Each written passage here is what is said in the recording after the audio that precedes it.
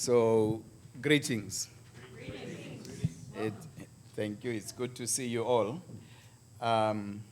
As introduced, that's my name, and I hope to share this moment with you. Obviously, as you know, in things like these, you think a lot about how everything is going to map out until the time when everything is supposed to work perfectly, and then it just doesn't. So there we are.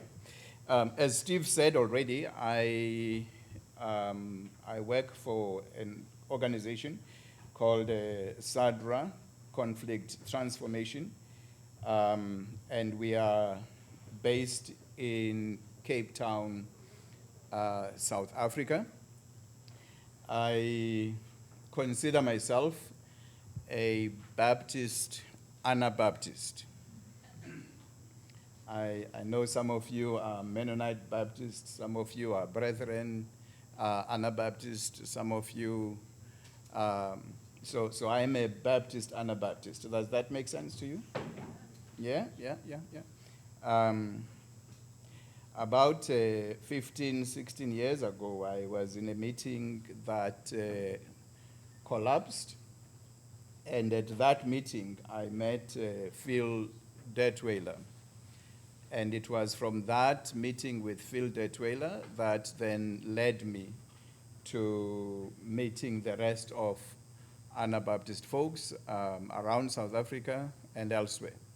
Otherwise, before then, I was in an identity crisis mode where I was doing peace building and not fitting within the denomination where I pastored for almost 30 years because they just did not understand what the peace building thing is about. And when I met Phil, we spoke the same language, and it was like we were twins. And so it's a great privilege to be able to gather amongst friends who know and understand this type of work. It's always nice to say I've been asked to talk about. I chose to talk about the upcoming, which is the 2024 elections in South Africa. And towards the end, to look at what does that look like in the American context. There are a lot of similarities between South Africa and the US, more than you know. Some are good, some are not very good. In fact, there are much more similarities that are not good than the ones that are good. So I hope to be able to reflect a little bit around that.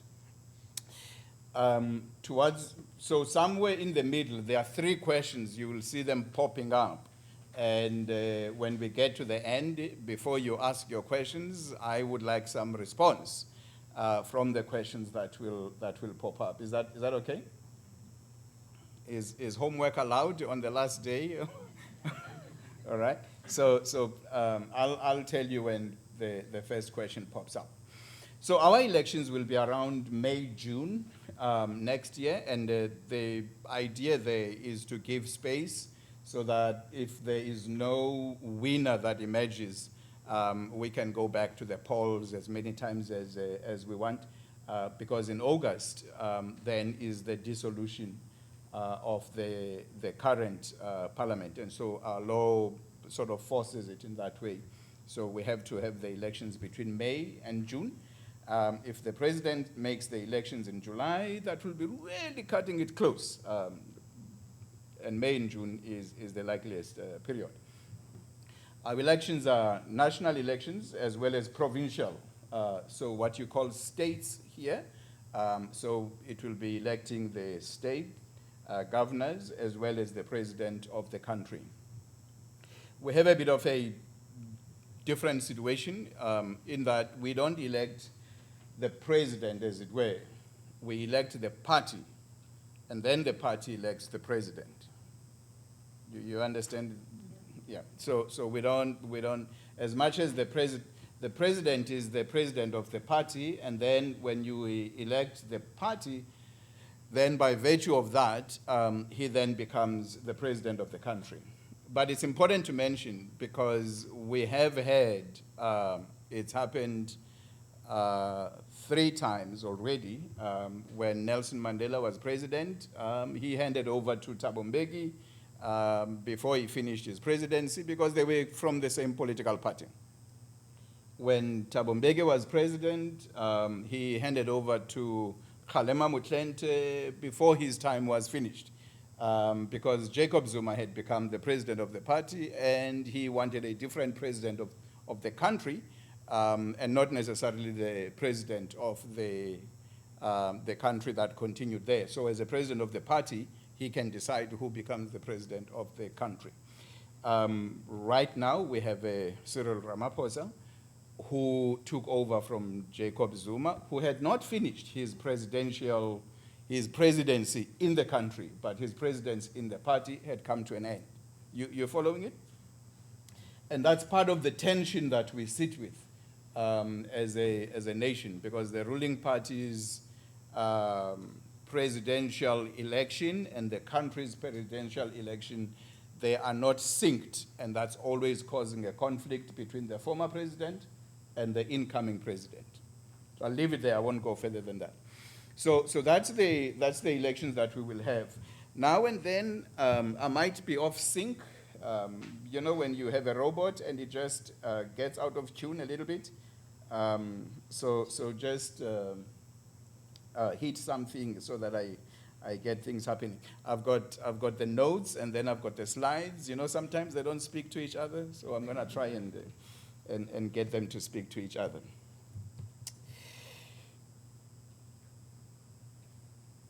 Elections are big business in South Africa. They are big business because we've got a very high rate of unemployment. So when elections come up at a 5-year period, they provide a lot of employment throughout the whole country. And because of that, they cause a conflict just by themselves. When you say there are elections that are going to happen, then a lot of conflict happens in terms of who is being recruited. And part of the conflicts that we deal with start from there, when the recruitment by the Electoral Commission has to happen. This community says you can't bring people from that community to come and conduct elections in our community. We want people from our community to be employed as presiding officers and all of those things. So it already starts right there. The hiring of halls, whether church halls or community halls, or some small hall that somebody has built, because once in a while it makes some money when there are elections. I have been in meetings where we've been in a small community with a tiny hall about the size of this table, and we're trying to figure out who is going to be receiving the money and how is it going to make it to the rest of the community, or in whichever way. And that becomes, for these people in this community, that's the biggest issue for them. It's not the election that's coming, but it's the money that's going to be paid to see that process through. So those are issues that become big business. But most of all, it's who gets in, because whoever gets in then controls the purse. Whether it be local government elections or provincial or national, whoever is in has access to the purse. And that's one of the major challenges that we sit with. And so don't let this shock you, that according to the South African Local Government Association, a total of 39 councillors have passed away. This is one province in KwaZulu-Natal in the last 10 months. And of these 39, 17 were assassinated, and 17 died of natural causes. And if you go to KwaZulu-Natal, they'll tell you a lot of stories about people, how people are able to be made to die of natural causes. So that's the first one. But nationally, from when the elections were conducted in November 2021 to November 2022, about 54 councillors and municipal officials had been killed. Can you say what exactly a councillor is? A local government councillor so we have three tiers of government. We've got national government, provincial government, and we have local government. In local government, I know here you have mayors, and mayors work with local government councillors within the local community, and so those get elected. But there, the competition for that post is very high, and people take each other out very, very often. But throughout the scale of the job, the taking out of people is always happening. This is one of those examples of how municipal officials also get taken out.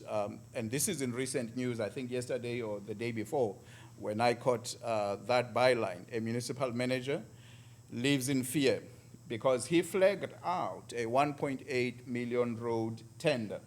And now the people who had been promised the tender want their money, and they want to deal with it. So those are some of the challenges as we deal with issues of elections. So elections are big business because whoever is in then is able to control the tenders and all of the money and everything that goes with that.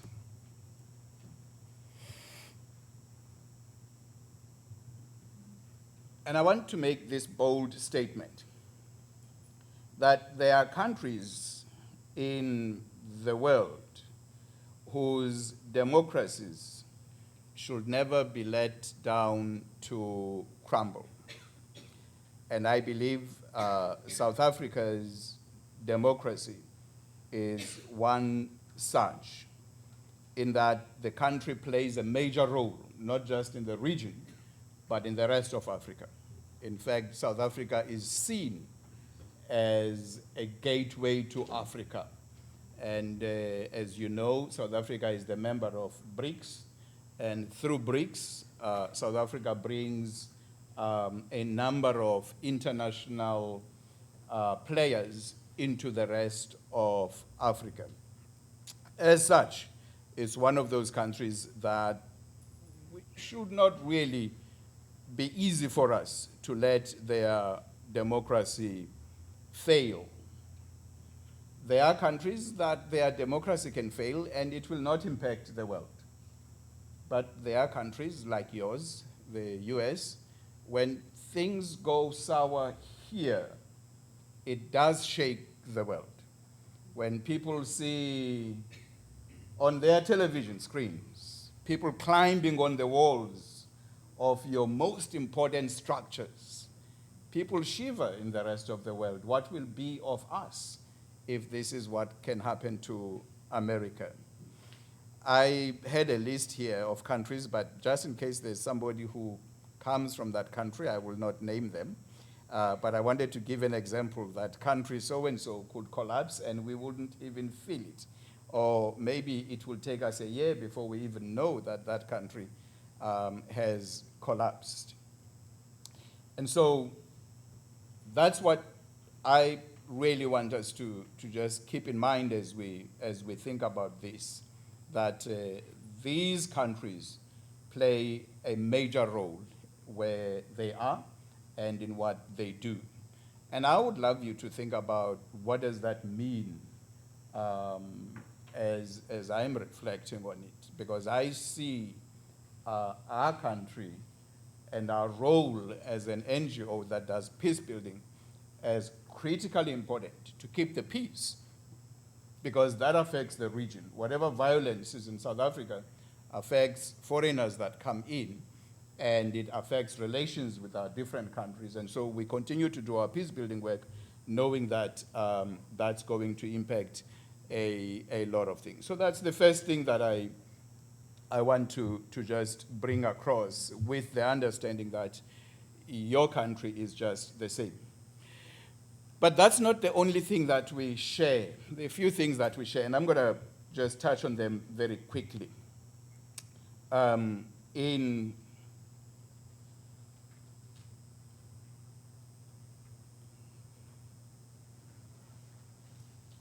which way am I going? Am I going backwards? All right. I think when I think about things that we share, this is one beautiful picture that I think about. And if I start from right on my far left there, because the former president has been taking to court the current president. And he has been conducting what we call a private prosecution. And in our country, if the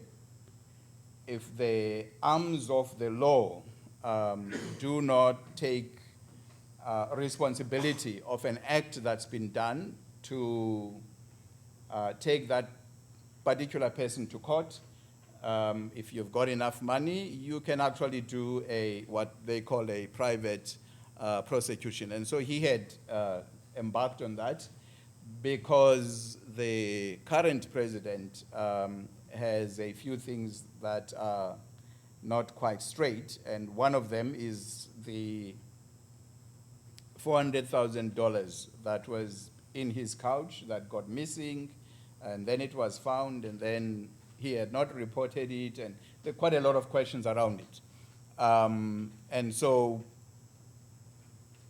the involvement of a former president in the current president's life, I think that's something that we share. If I be a little bit gracious in terms of that. The tweet in the middle is from the daughter of the former president. She retweeted what somebody had tweeted, and this is what that tweet says, that when Zuma talked about withdrawing South Africa from the ICC, the International Criminal Court, clever blacks, do you know the term clever blacks? This is a term that came up with the former president when black people who are educated start questioning things, and so he called them clever blacks. All right? So his daughter tweets this tweet. Clever blacks said Zuma is talking nonsense. And when Zuma spoke about investing on nuclear, clever blacks said that's a waste of taxpayers' money. When Zuma spoke about the BRICS Bank, clever blacks said the IMF or the World Bank is better. The only problem is that when you actually go into researching these, you actually find, for instance, with the BRICS Bank, that it's an idea that was there even before his presidency. It's just that there are people who believe what they believe in the manner in which they believe it, and it doesn't matter how much you could convince them. It doesn't matter how much research you could show to them. Are you understanding me? Yeah. So I think we share some stuff there. Here's the scary part. This is the former president's daughter tweeting here. She says, I hear some comrades and fighters saying we must deal with Cyril. Cyril is the current president who will be elected again next year, should he win. We must deal with the Cyril and the ANC at the polls next year. Do you see what follows here? Sorry to be the bearer of bad news. Cyril's buying the election next year with the help of these ones. This is our, what do you call it here? The Office of the Attorney General, I think that's what you refer to here. And this is a public protector. So these are our top pillars of justice. Already it's this year. We have not even gone into next year. And the idea is that the president and the ANC have already paid for next year's elections. Does that sound familiar? So if you want to understand how that, maybe let me just run through this. And I want you to think about this in the context of America. So we have a former president who thinks it was the best thing ever to happen to the country since sliced bread was invented.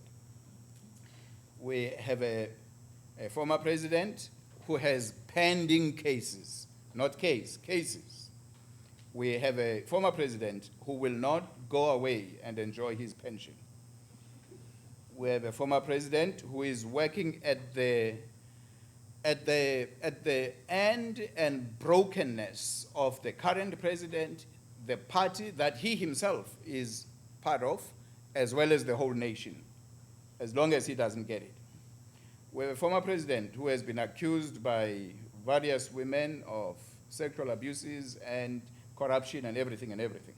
We have a former president who should never have been president in the first place. We have a former president whose children want and will do anything to get power for their dead. And you've seen the tweets right there.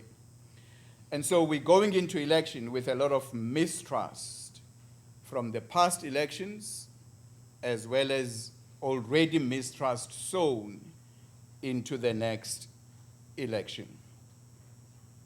And this then provides you with question number 2. And question number 2 is whether this is something that relates to you as a nation. So having looked at all of these things, I'm now going to go a little bit of zeroing in terms of what we do, which is something that I am interested in hearing a little bit of your reflection. Of the many things that we are involved in, if I just go back quickly here. So if you see the thematic areas, which is the work that we do, one of the areas of our work is around election. And this is what I'm going to unpack a little bit more at the moment. So I've given you a bit of a scope of the challenges that we are looking at.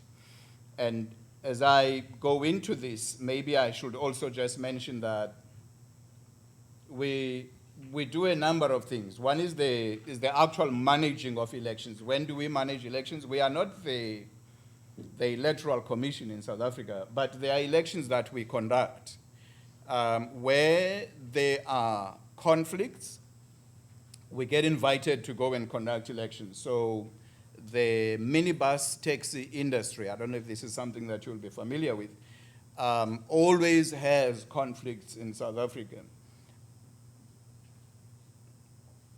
You familiar with the small taxis? We use the big ones with 15, 20, 30 people.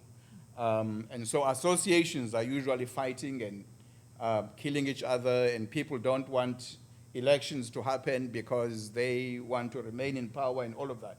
And usually when that happens, the Department of Transport will then contract us to go in, work within the space. Sometimes you cannot resolve the conflicts because a lot of people have died and some people want revenge.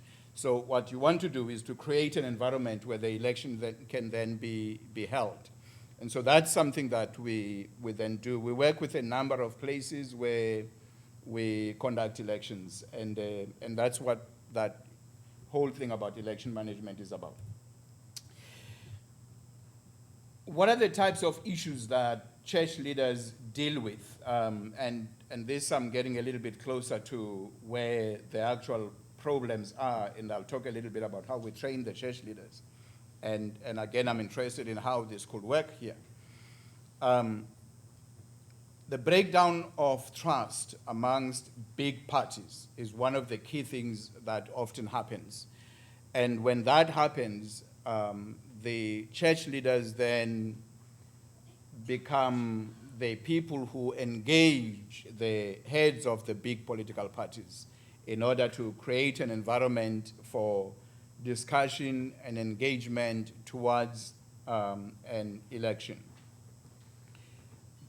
This becomes an important part whenever an election is coming, because parties are working for a complete win of the election, and they often sow mistrust, and sometimes they say bad things about people, and sometimes those things are not there at all, but they just want to sow mistrust. And so that we then work with heads of churches. We have something that we call heads of churches. So denominations have got heads, and then we talk to those people. The Anglican Archbishop is one of the people that we often ask, write a letter to the president or something like that, in order to make sure that there is engagement. Conflicts around demarcation. Demarcation happens every now and then where I don't know who makes the decision, but they'll say, you belonged to that area and you all voted together. We're going to change it now. You guys are voting with these guys, you one area. You are part of that area over there. And it creates a lot of conflict because there's no consultation around it. And the people who do it, they are usually not able to explain it. They say they punch information in the computer tells them how to demarcate everybody, and the communities just will not have it. If you typed in your phone on Google right now and type Siwali schools bent down, you will get an idea of what I'm talking about when it comes to conflicts that come out of demarcation and the impact that they can have when they have not been resolved. And in this area of Vuani, they were not resolved. And I'll wait for somebody to read there on the floor what they have found out. We also have community conflicts. And in this situation, we have intra-group and we have intergroup conflicts. This is a part that I often enjoy working with, because at this level, you work with communities, you work with political parties, and you get to a point where you're working with a particular political party because they are so into each other, and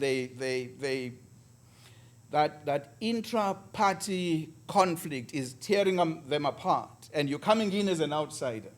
And I enjoy it because you work with this political party, you move on, you work with that political party, and they don't even talk to each other. And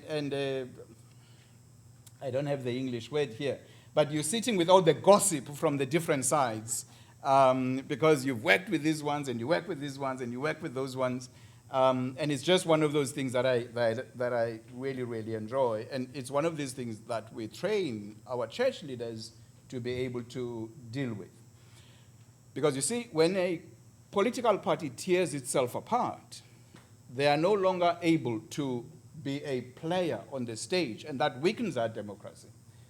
You want as many players on the stage as possible so that we can strengthen our democracy. Did somebody find something on Vuani before I move on to the next point? Who was Googling? Violence erupted in the area after municipal demarcation board recommended that the Mulali and Vuani municipalities be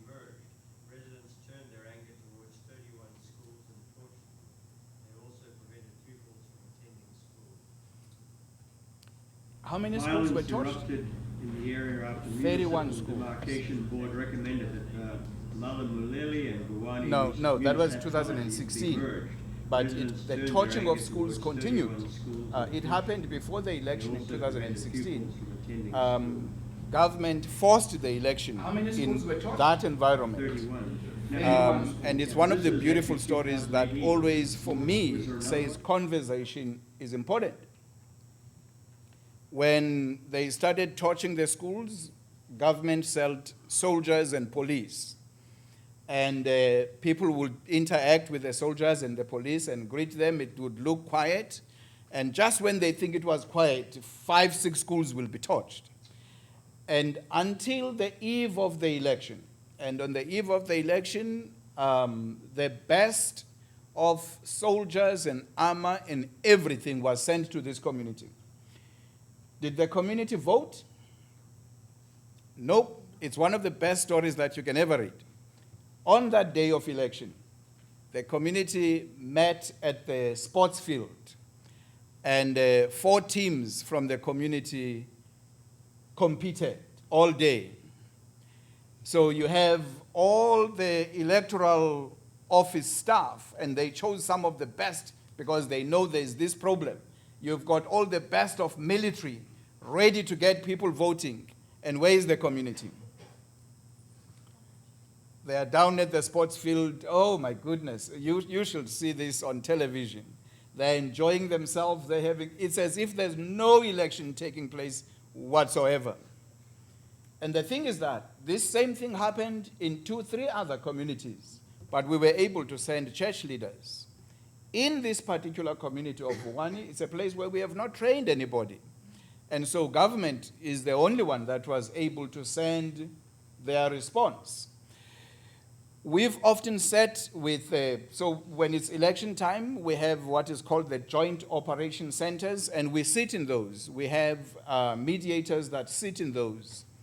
And we're able to say, don't worry about that conflict, don't send soldiers, we'll deal with that. And it's a beautiful thing when they say, but it's very violent. You want us to accompany you with guns? And you're like, no, keep your guns.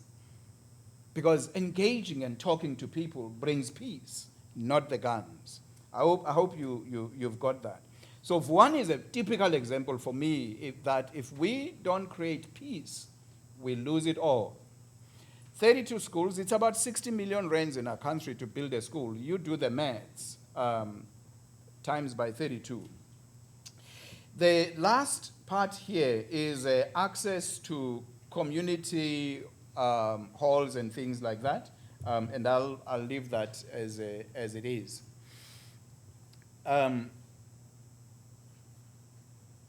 Some of the key issues that I just want to highlight is the lack of involvement of civil society in the election. And in the last election in 2021, instead of 60,000 observers, there were 6,000. What that meant is that most polling stations did not have that neutral voice that says, we have watched the process and we put a stamp on the process. And not only is it the shortage of the civil society organizations providing local observer status, but also it's the challenge of many political parties that are small not having political agents. And so out of the 2021 elections, you had many court cases because political parties were not happy about the outcome, but they were not there to see the outcome through.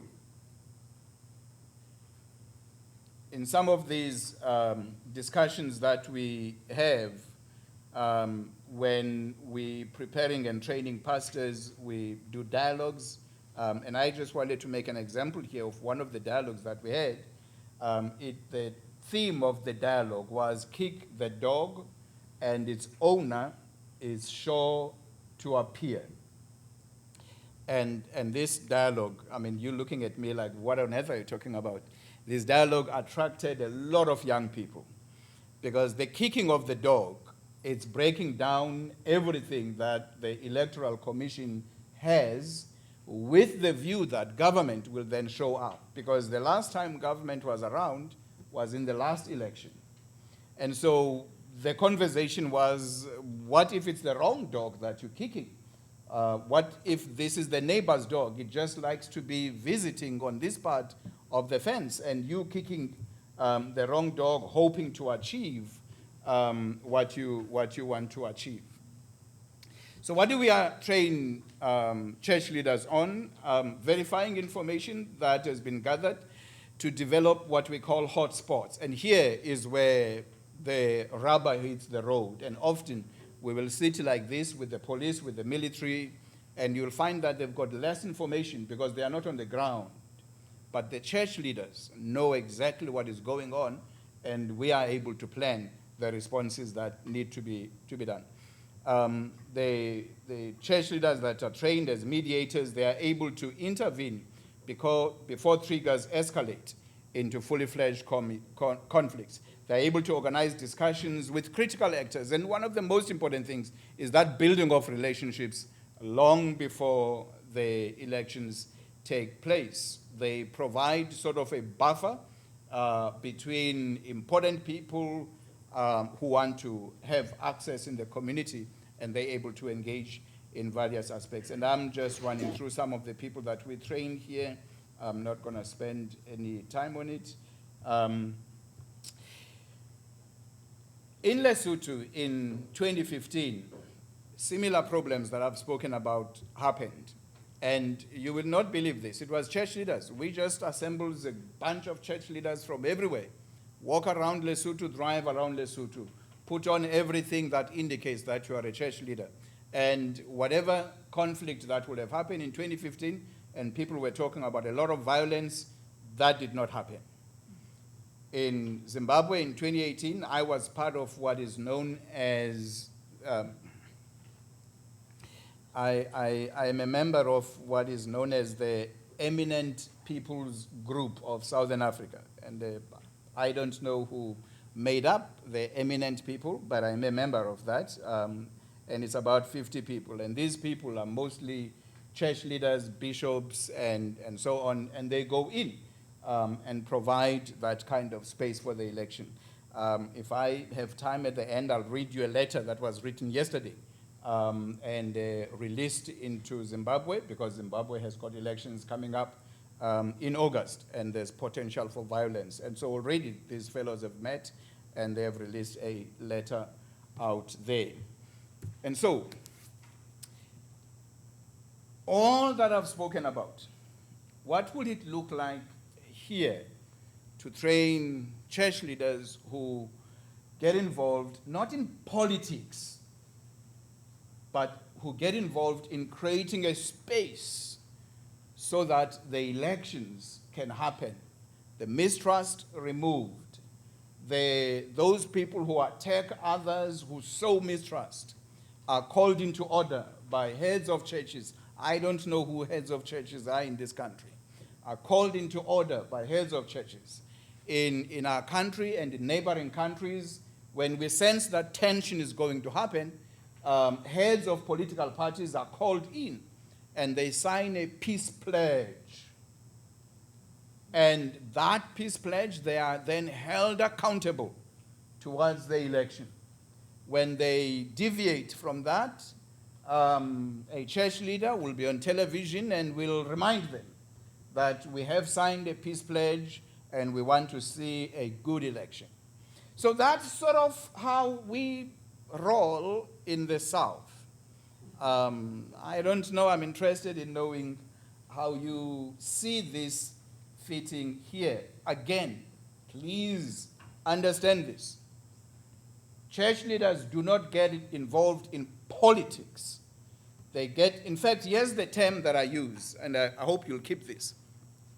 Our role is to hold the space so that the Electoral Commission can deliver the democratic process. The space needs to be held. Somebody needs to hold the space so that the democratic process can then be delivered. I call it the laying of the golden egg. Because what will we be without democracy? For now, that's all that we know. It's worked, maybe not so well as we wanted to, but at least that's what we know so far. How does this feel? Tell me what you think. I'll pause here. Thank you so much for the comments. There comes a time when law enforcement agencies are not the best to deal with issues in a country because they might be perceived in different ways.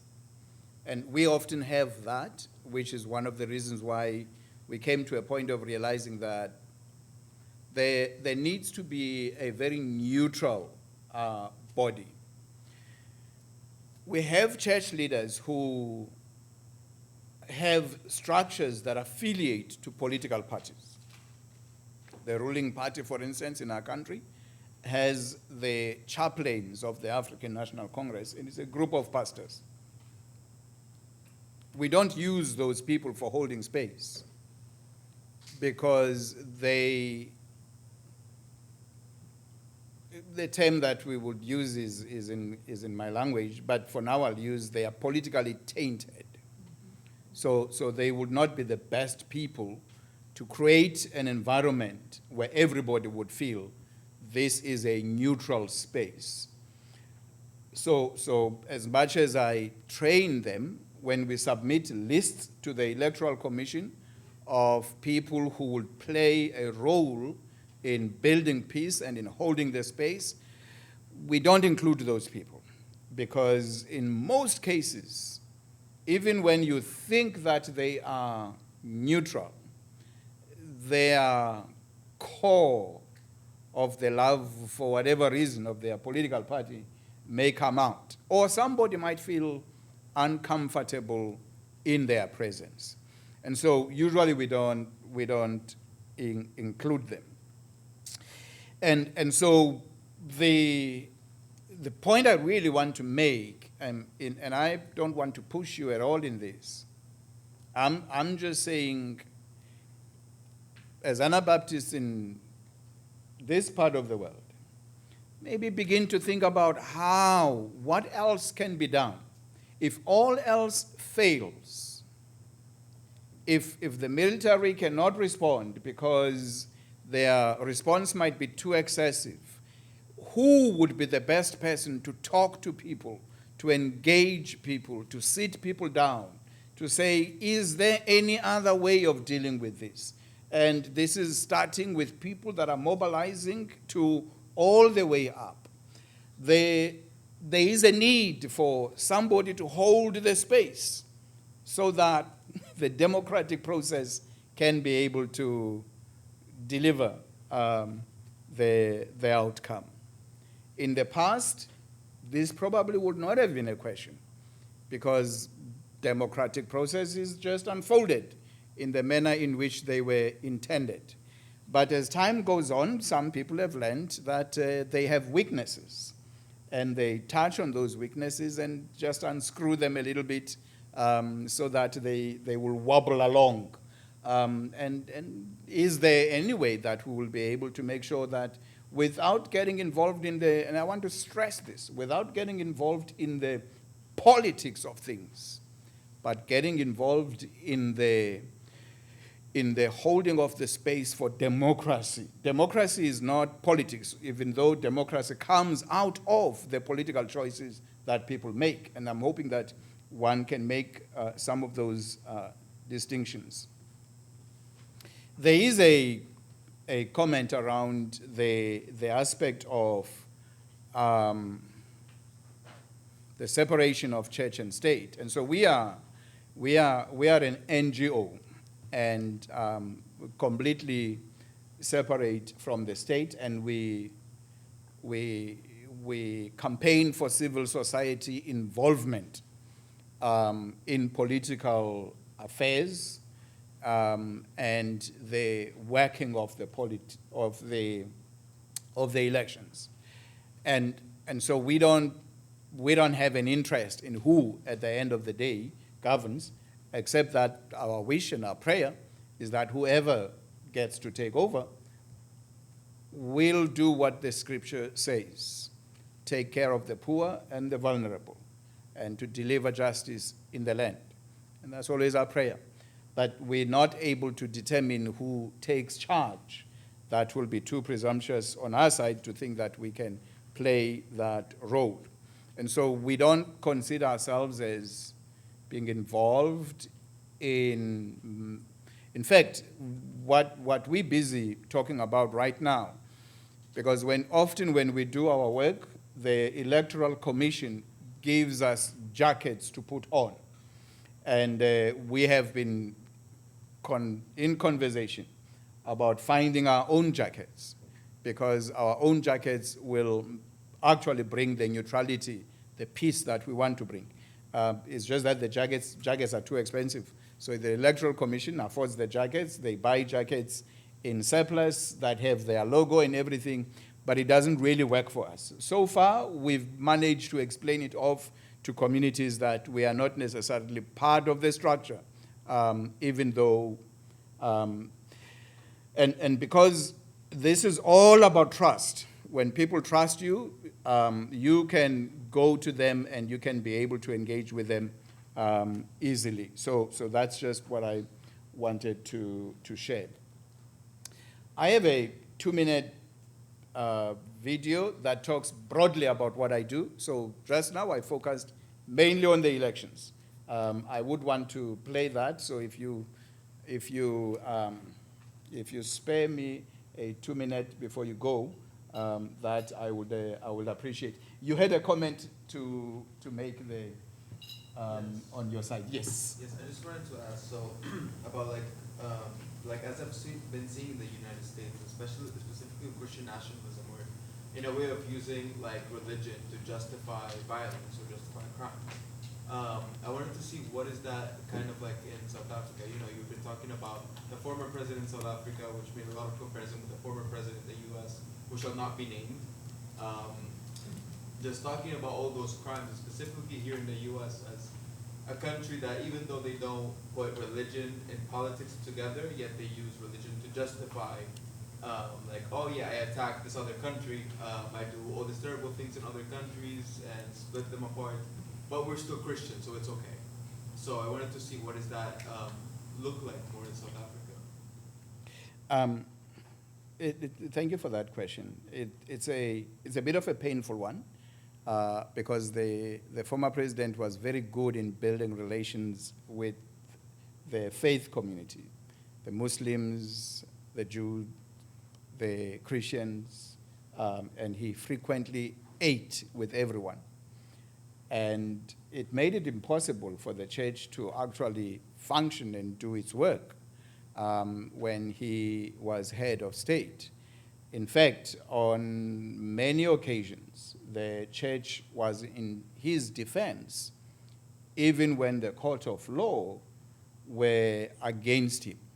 So it is a bit of a scary one when that happens. In fact, I was sharing with Steve and somebody else during lunch that we got to a point in his relationship with the church where one denomination ordained him as a bishop, and that worried those of us who know church history, who have seen how politics and the church put together can be the most dangerous thing. And so we've seen that happen.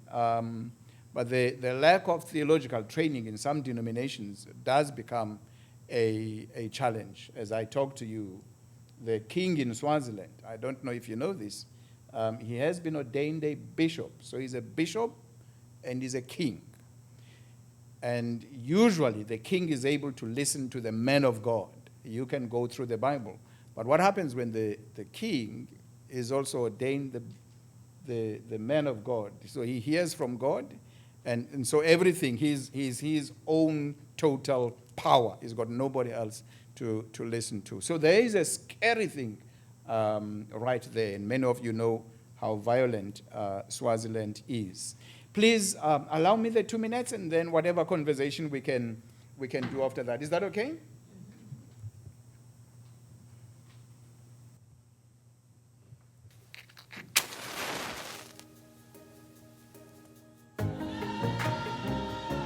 You see, conflict is not new, and it's not unique to any part of the world or to any particular group of people. Yet, how you deal with conflict can differ dramatically. If conflict is not diffused quickly and effectively, just a small spark can destroy a whole community and burn through endless generations. I've seen this with my own eyes. I've watched minor arguments erupt into life and death battles. I've seen the sparks of hostility and rage catch like a flame on dry tinder and set neighborhoods alight. You see, in the aftermath, amidst the ruin and the ash, many ask, how did it all get so out of control? And I can tell you this, whilst each context is different, the root causes are always the same. In each and every case, at the very spark of conflict, nobody there had the skills required to effectively resolve it. This is why we have 100-year-old gang wars in the Cape Flats. It's why some of our communities rank as those with the highest murder rates in the country. And this is the very reason why I have dedicated my life to do something about it. Because despite the statistics, I've seen how seemingly small sparks of courage and calm can also spread like wildfire.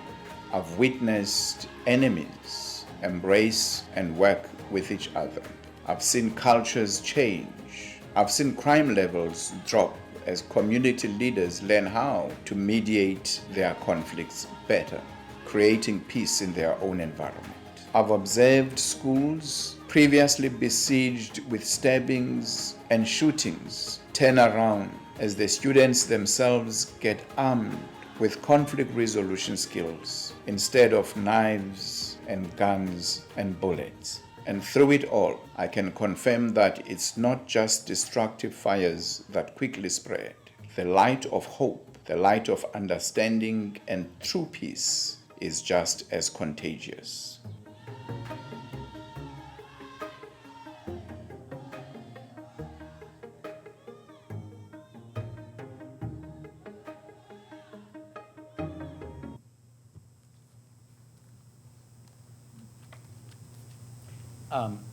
There is an app where you should go in, and if you don't know what to say, I can tell you now. Bring the Cape Townian back for another session next time. And then you just tick everything right there. But I do want to thank you very much for the time and the opportunity to share a little bit. I'm so hoping that in whatever way this will inspire you to begin to think about how not to wait for another January 6th, but to start thinking about if a January 6th was to happen, how would we do things going forward? Right now in South Africa, we're preparing for the upcoming elections. With all of those tweets that I was showing you, one of the things that I've already been receiving reports from back home because of the work between civil society and the Electoral Commission. There are ways to combat false information and to be able to limit the scope of the spread of information. So those are things that between civil society and the various government structures that are meant to be holding democracy. That's how they can be strengthened so that they can deliver what they need to deliver. I don't know how it fits within your context, but all I know is that at some point we need to figure out as a church. We cannot be watching from the south, from a third world country, see what we saw. I cannot challenge the people of this country. I don't know them. But the people that I work with are here. Thank you.